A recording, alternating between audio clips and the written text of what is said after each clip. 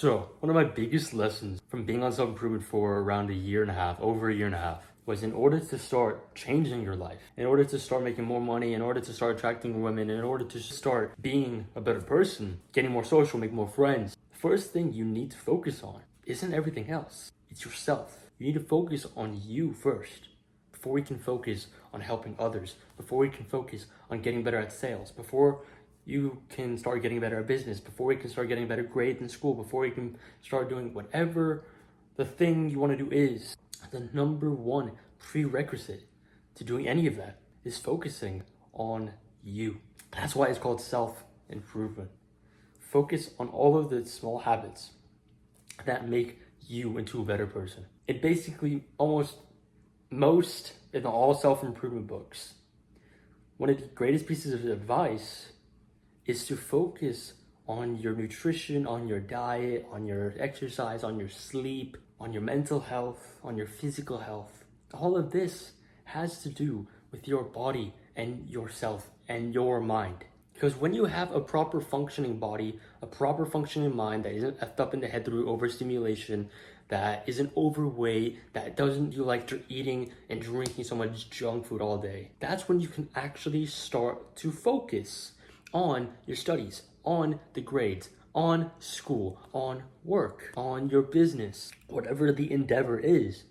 If you do not or cannot focus on the basics of self-care, you cannot win. Yeah, of course, you will have sleepless nights if you want to be successful. You are going to have those times where you're going to have to push through the pain and discomfort of working out, of other things, right? But most of the time, you would want to focus on the habits that make you into a better person. Because that's what I did. I went from a C, D average student to an A average student in like 6 months, simply because I focused on me. I focused on myself for like 4 weeks. Only on me. Only putting in the small habits that will make me a better person, that will improve my mental, my physical health.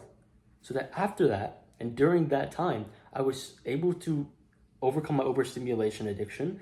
I was able to limit my self-pleasure. I was able to limit the time spent talking to people on YouTube, on friends. I was able to stop scrolling on YouTube so much because I focused in on my mental and my physical health, so that I focused solely on improving my body and my mind, so that during those 5-6 months, I was able to focus on school, improve my grades, improve my overall just like day-to-day freaking mind, that I'm not a stupid little brain dead little kid anymore. I was able to understand more deeper and more complex topics in math, in science, in English, not just in school, but also in other places of life.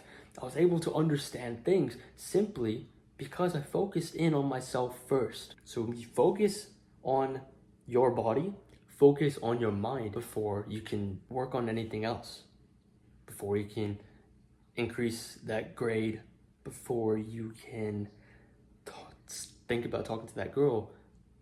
The first prerequisites are fixing or improving your mental and physical well-being. Now, that doesn't mean that you can't do those things at the same time, which is what I did, but I'm just saying, if you set a priority on fixing your mental and physical health first for at least a month, at least 2 weeks to a month, focus solely or mostly on your mental and physical health, then you will get so much further ahead.